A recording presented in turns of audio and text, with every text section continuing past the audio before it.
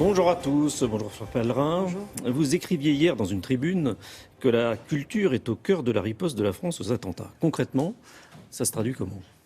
C'est pas seulement concrètement, je crois que c'est vraiment le combat que nous devons mener aujourd'hui, c'est le combat contre l'ignorance, c'est le combat contre le fanatisme, c'est le combat contre l'obscurantisme. Et donc c'est la culture qui est toujours une réponse, la culture et l'éducation qui sont les meilleures réponses à cela. Il y a bien sûr tout ce qui est fait sur le théâtre extérieur et en France par les autorités, par les forces de sécurité, les forces de l'ordre en particulier pour protéger nos concitoyens. Mais je crois que ce que nous devons avoir en tête aujourd'hui, c'est que la réponse à l'obscurantisme, la lutte contre le fanatisme, elle passe avant tout par l'éducation et par la culture, et c'est ça que je voulais dire. Alors qu'est-ce que vous avez engagé justement dans ce domaine depuis les attentats ? C'est pas seulement depuis les attentats, je crois qu'il y a une chose qui est très claire, c'est que le gouvernement de Manuel Valls a donné une priorité très forte à la culture, une priorité qui est d'abord une priorité budgétaire. Et donc nous avons... C'est un des rares budgets en hausse. Nous avons effectivement un ministère qui est prioritaire, qui a été présenté comme cela par le Premier ministre Manuel Valls et qui a ses crédits en hausse cette année. Alors ça n'a rien à voir avec évidemment ce que nous avons vécu de dramatique, mais c'est bien la preuve que ce gouvernement a souhaité faire de la culture une de ses priorités, avec l'éducation, avec la justice. Et donc, il se trouve que les mesures que nous mettons en œuvre, que je mets en œuvre depuis que j'ai été nommée, sont des mesures qui visent à faciliter l'accès du public à la culture, à faire en sorte que la culture ne soit pas prioritairement traitée ici, à Paris, dans des grandes institutions culturelles, mais faire en sorte que ces grandes institutions culturelles puissent mieux parler, mieux s'adresser à des publics qui se sentent éloignés de la culture. Ma priorité, c'est celle-là, c'est faire que la jeunesse ou les Français qui se sentent un peu oubliés par la politique culturelle soit à nouveau partie prenante de la culture de notre pays. Et c'est cela ma priorité. Et c'est à cela que ce budget en hausse va servir. Est-ce que vous avez le sentiment que le monde de la culture est mobilisé depuis les attentats ?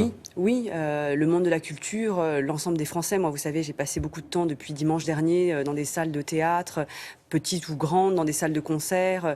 Je suis allée dans la rue et j'ai constaté qu'il y avait une très forte mobilisation de l'ensemble des Français pour résister, pour montrer par leur présence dehors, dans les salles de concert, dans les salles de spectacle, qu'ils ne souhaitaient pas se laisser enfermer dans cette chape, sous cette chape de plomb que les terroristes veulent installer et qu'ils veulent résister. Et il y a une très belle tribune, je trouve, à la fois d'inconnus et d'artistes ou d'intellectuels pour expliquer ce sursaut, cette pulsion de vie qu'ils souhaitaient démontrer.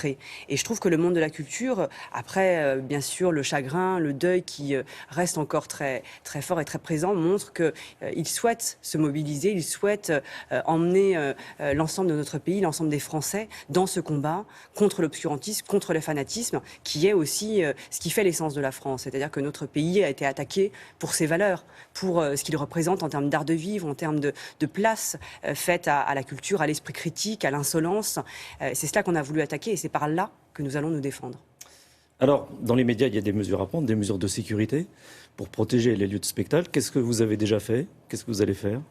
Alors ce qui est évident, c'est que nous ne pouvons pas demander à nos concitoyens de retourner au spectacle et de reprendre, de faire en sorte que la vie reprenne le dessus sans assurer leur sécurité. Donc moi, depuis le début de la semaine, en lien avec Bernard Cazeneuve, le ministre de l'Intérieur et la préfecture de police de Paris, pour ce qui concerne bien sûr Paris, j'ai examiné quasiment au cas par cas, en fait, parce que chaque salle, chaque lieu de spectacle ou lieu culturel a sa propre géographie. Nous avons examiné au cas par cas ce qui devait être fait pour rehausser le niveau de sécurité.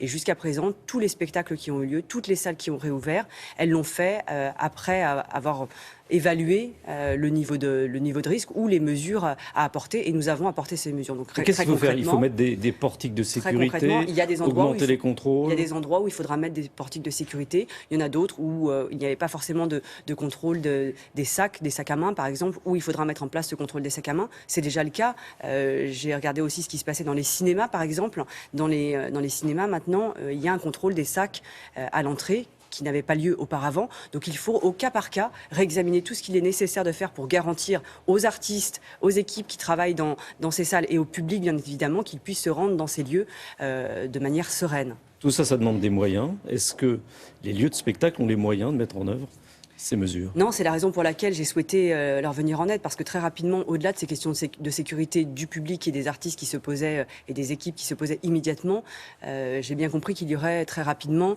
des difficultés financières pour beaucoup de petites salles ou beaucoup de petits producteurs indépendants, notamment à cause des annulations. Qu'il faudrait des dizaines de millions. Donc nous avons commencé à mettre en place déjà cette réponse en termes de sécurité avec la préfecture de police. Donc là, ce n'est pas une charge qui leur incombe financièrement, mais quand on déploie des militaires dans la rue ou devant les salles, ce sont des moyens qui sont mis à disposition par l'État et non pas assumés financièrement par les salles. Et puis après, j'ai effectivement été à l'initiative de la création d'un fonds de solidarité pour aider ceux qui vont être dans des difficultés de trésorerie à cause d'annulation de spectacles, à cause de la baisse de la fréquentation aussi, pour les aider à passer cette période. C'est à quel niveau, ce fonds ? Pour l'instant, il est doté de 4 millions d'euros, mais bien évidemment, d'autres sociétés de perception et de répartition de droits d'auteur, les sociétés qui gèrent les droits d'auteur, ont d'ores et déjà annoncé qu'elles allaient rejoindre cette initiative et faire jouer la solidarité de la filière musicale. Alors vous parliez de la fréquentation des lieux de spectacle. Est-ce qu'elle est nettement en baisse? Est-ce que vous avez des chiffres? Les premiers chiffres sont des chiffres de billetterie, donc ce sont des gens qui achètent pour des spectacles à venir. Et effectivement, les chiffres montrent une baisse considérable. Là, on parle de moins 80% pour les concerts au dernier relevé statistique. Donc c'est vrai qu'il y a une baisse. Ce que je constate aussi, moi, puisque je suis sortie quasiment tous les soirs cette semaine pour aller à la rencontre des équipes et du public, c'est que le public est là. Et il est là de manière très militante, avec l'envie de démontrer que par sa présence, la France restera un pays de culture, la France restera un pays où on aime la fête, la France restera un pays où on aime toutes les esthétiques, où on se mélange. Et cette dimension militante est pour moi très importante et je l'ai ressentie extrêmement fortement dans les salles de spectacle où le public s'est quand même rendu cette semaine. Mais quand on parle de guerre, est-ce que d'une certaine façon, ça incite pas les gens à se dire, bon, c'est pas le moment de s'amuser ?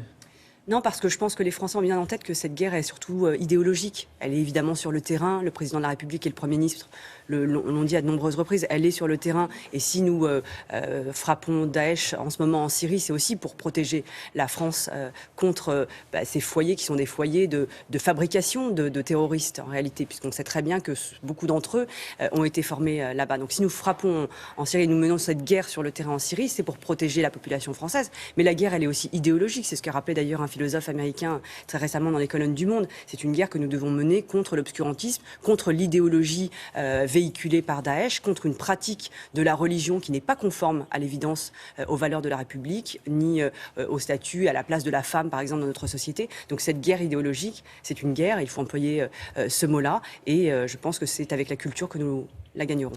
Merci. Merci à vous. William, c'est à vous. Merci beaucoup.